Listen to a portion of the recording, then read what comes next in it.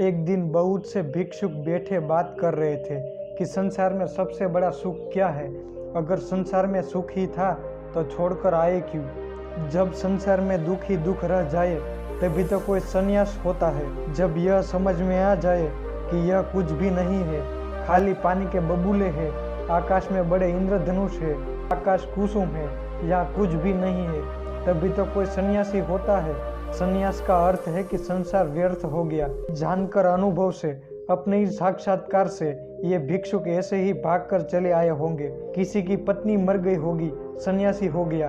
किसी का दिवाला निकल गया तो सन्यासी हो गया। अब तुम देखना, बहुत से लोग सन्यासी होंगे, फिर कुछ और बचता भी नहीं। जब बुद्ध भगवान अचानक आए, पीछे खड़े होकर उन्होंने भिक्षुक की बातें सुनी, चौंके। फिर कहा, भिक्षु होकर भी यह सब तुम क्या कह रहे हो?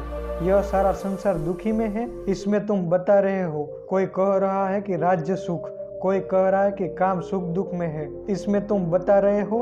कोई कह रहा है भोजन सुख, स्वाद सुख। यह सब तुम जो कह रहे हो, क्या कह रहे हो?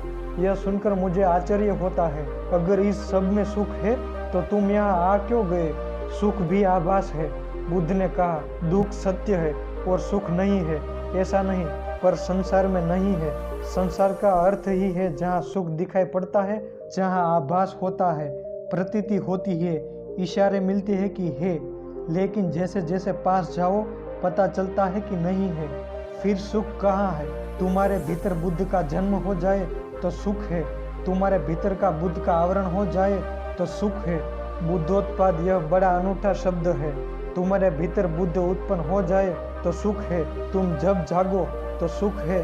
सोने में दुख है, मूर्छा में दुख है, जागने में सुख है। धर्म श्रवण सुख है, तो सबसे परम सुख तो है बुद्धोत्पाद की तुम्हारे भीतर बुद्धत्व पैदा हो जाए। अगर अभी यह नहीं हुआ तो नंबर 2 का सुख है। जिसका बुद्ध जाग गया उसकी बात सुनने में सुख है। धर्म श्रवण में सुख है तो सुनो उसकी जो जाग गए हैं, जिन्हें कुछ दिखाई पड़ा है, गुणों उसकी, लेकिन उसी सुख पर रुक मत जाना। सुनकर अगर रुक गए तो उसी की तरह सुख तो मिलेगा, लेकिन यह भी बहुत दूर जाने वाला नहीं है। इसलिए बुद्ध ने कहा, समाधि में सुख है, बुद्धोत्पाद में सुख है। यह तो परम व्याख्या हुई सुख की। फिर यह भी तो हुआ नहीं है तो उसके वचन सुनो, उसके पास उठो बैठो। जिसके भीतर यह क्रांति घटी है, जिसके भीतर यह सूरज निकला है, जिसका प्रभात हो गया है, जहाँ सूर्योदय हुआ है, उसके पास रहो। इसमें सुख है, मगर इसमें ही रुक मत जाना। ध्यान रखना कि जो उसको हुआ है वह तुम्हें भी करना है।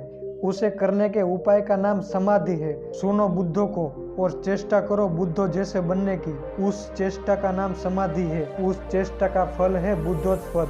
सुनो बुद्धों के वचन, फिर बुद्धों जैसे बनने की चेष्टा में लगना। ध्यान, समाधि, योग, और जिस दिन बन जाओ उस दिन परम सुख।